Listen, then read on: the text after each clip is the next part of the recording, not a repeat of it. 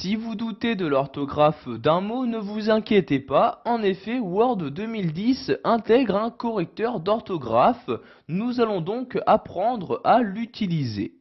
Donc tout d'abord, il est très important de reconnaître un mot qui a été mal orthographié et donc qui a été reconnu par Word 2010. Par exemple, ce mot-ci, vous pouvez voir que celui-ci est souligné en rouge. Donc, quand c'est le cas, quand ce mot est souligné en rouge de cette manière, cela signifie que Word 2010 ne le connaît pas et l'a donc détecté en tant que faute d'orthographe. Si vous souhaitez corriger l'orthographe de ce mot-là, nous allons utiliser le correcteur d'orthographe de Word 2010. Pour cela, vous avez différents moyens.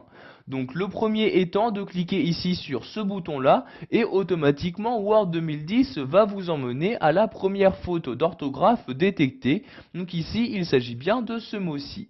Donc vous avez maintenant différents choix qui vous sont proposés. Le premier étant de corriger cette faute en choisissant l'une des suggestions proposées par Word 2010. Vous voyez ici, il n'y en a qu'une seule, le mot bourgeoise avec un E ici. Vous pouvez également choisir d'ignorer cette faute.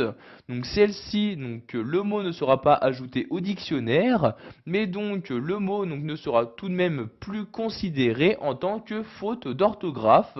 Donc vous pouvez choisir ici d'ignorer une seule fois, donc juste pour ce mot-là, soit ignorer ce mot-là pour tout votre document.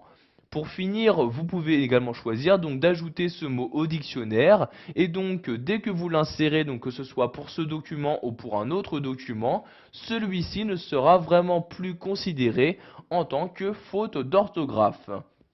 Donc ici, nous allons par exemple corriger la faute en utilisant l'une des suggestions proposées par le logiciel. Donc ici, bourgeoise avec un E, je clique donc dessus et automatiquement la faute a été corrigée. Si je souhaite maintenant accéder à la faute d'orthographe suivante, je reclique ici sur ce bouton-là et vous voyez par exemple ici pour le mot faisait comme ceci, j'ai de nouveau les différents choix qui me sont proposés. Donc soit je corrige la faute, je l'ignore ou je l'ajoute au dictionnaire. Donc ici je vais de nouveau la corriger en utilisant cette fois-ci la deuxième suggestion. Celle-ci, je clique dessus et la faute est maintenant corrigée. Donc vous pouvez également ouvrir le correcteur d'orthographe dans une fenêtre externe afin de gérer encore plus facilement les différentes fautes d'orthographe. Donc pour ce faire, vous devez vous rendre tout d'abord dans l'onglet Révision. Je clique donc ici sur Révision comme ceci et tout à gauche de cet onglet, je vais me rendre ici sur Grammaire et orthographe. Donc vous voyez, après avoir cliqué, j'ai donc une nouvelle fenêtre qui s'ouvre, fenêtre qui va m'afficher la faute d'orthographe ou de grammaire suivante.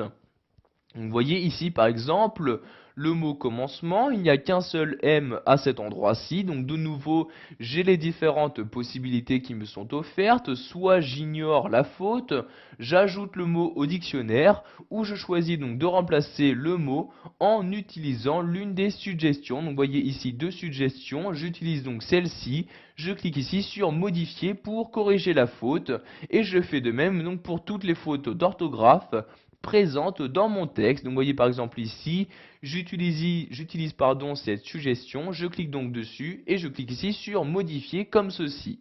Donc vous faites de même pour tous les mots. Donc ici je vais cliquer sur fermer pour fermer le correcteur d'orthographe.